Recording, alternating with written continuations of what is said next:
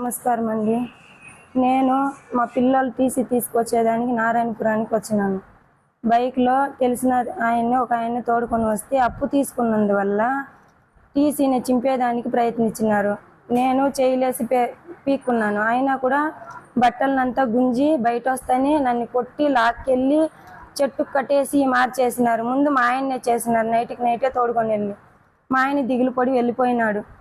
నాకు ఆ పెళ్ళాం వద్దు, బిడ్డలు వద్దని. వాళ్ళ తమ్ముడికి 16 లక్షలు ముందుకు నిలిచి ఇచ్చిన దానికి ఆ అప్పుకు దిగులు పడి మా ఆయన కొద్దిగా చేసినాడు. వాళ్ళు ఎట్లు ఇచ్చినారో అట్లా ఇస్తామని మంచిగానే చెప్తా ఉన్నాం. వినలేదు. చాలా దారుణంగా కొట్టి మా పిల్లోడు ఏడుస్తా ఉంటే రోడ్డుకి ఇచ్చేసి మారి చేసి ఉండారు.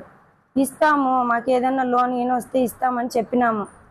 ఈ మారి చేసినారు. చీరనంతా ఇప్పి కొట్టి తాడు తీసుకొచ్చి కట్టేసి మూతినంతా గిల్లి గొంతు పిసికి చంపేస్తామని బెదిరించినారు. చెప్పితే కూడా వినలేదు. దారులు పోయి వచ్చేవాళ్ళు ఈ మారి కట్టేయడం లేడీస్ని తప్పు అని చెప్పిన తర్వాత అప్పుడు కూడా వినలేదు. ఏమన్నా ఉంటే నువ్వు కట్టేసి తీసుకెళ్ళు అని చాలా దారుణంగా కొట్టినారు సార్. లోపల ఈ మారి చేస్తూ ఉన్నారు. ఆ ఊర్లో పోయేదానికి వచ్చేదానికి లేదు. తెగ ఇచ్చి నిన్ను పోయినాను నారాయణపురానికి. ఈ మారి చేసినారు. నేను వస్తే ఇట్లా చేస్తారని ముందునే చెప్తే అయినా వినలేదు. తల్లిగా వచ్చి సంతకం పెట్టి టీసీ తీసుకొని పోవాల, పిల్లల భవిష్యత్తు ఇది అని చెప్పినారు. నేను నిన్న 1 గంట 10 నిమిషాలకు వెళ్ళినాను. ఆ 1 గంట 10 నిమిషాలకు ఆ మారి జరిగింది. నేను పోయేటప్పుడే ఇంటి దగ్గర రోడ్డు పక్కన కాసు కూర్చున్నారు. టీసీ తీసుకొని బయట వచ్చేటప్పటికి ఈ మారి చేసినారు. మునికేనప్ప, రాజా, వెంకటమ్మ, జగదీశ్వరి.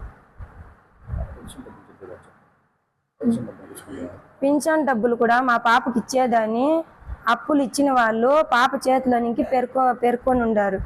3 నెలలుగా పింఛన్ అయితే ఇయ్యలేదు. ఆ పాప ఇచ్చేదానికి మా అమ్మది అప్పు చేసింది ఇస్తానని వస్తే కూడా బెదిరించినారు మా పాపని. నాకు 3 పిల్లోళ్ళు, హ్యాండిక్యాప్, ఒక పాప, 2 ఆడపిల్లోళ్ళు, 1 కొడుకు. మా కొడుకుని తీసుకెళ్ళినాను. వాడిని ఈడ్చి రోడ్డుకి వేసేసి మా అమ్మను కట్టొద్దంటే కూడా ఈ మారి తాడేసి లాగి కట్టినారు.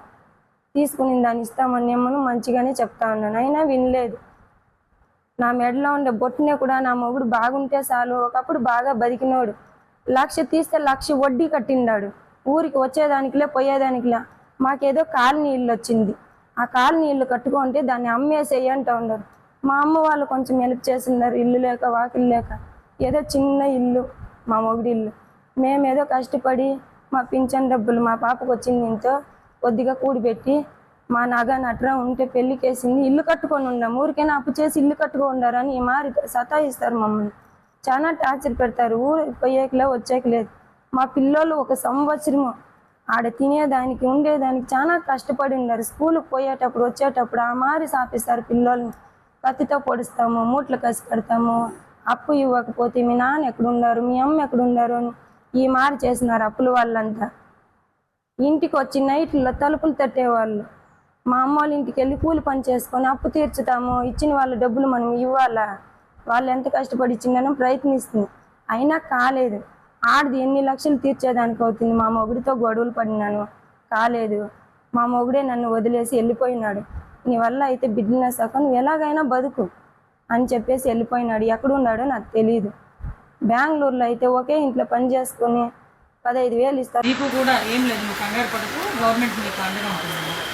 ఓకేనా? శ్రీకాంత్ గారు ఆల్రెడీ నీతో మాట్లాడారు.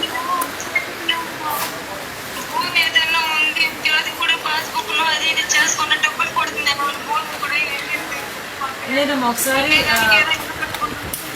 మన వాళ్ళు కూడా వస్తారు మీ దగ్గరికి.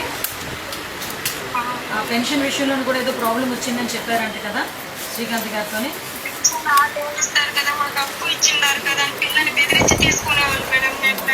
అదే అవన్నీ కూడా తీసుకొని నేను డిపార్ట్మెంట్ వాళ్ళతో కూడా మాట్లాడతానమ్మా.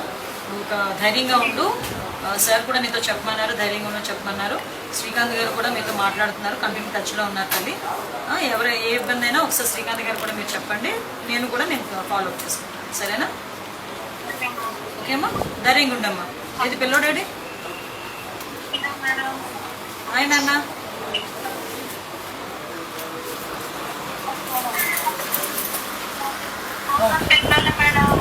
ఏం లేదులే అమ్మా, కంగారు పడుతుంది. ఓకేనా?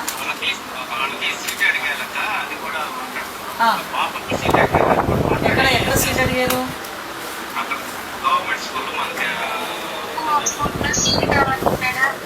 అలాగేనమ్మా, తప్పకుండా చేస్తాను, తప్పకుండా చేద్దాం. ఆల్రెడీ శ్రీకాంత్ గారు మాట్లాడారు, ఎమ్మెల్సీ గారు, తను చూసుకుంటారు. ఓకేనా? ధైర్యం ఉండండి అమ్మా, ధైర్యం ఉండండి. Okay, thank you.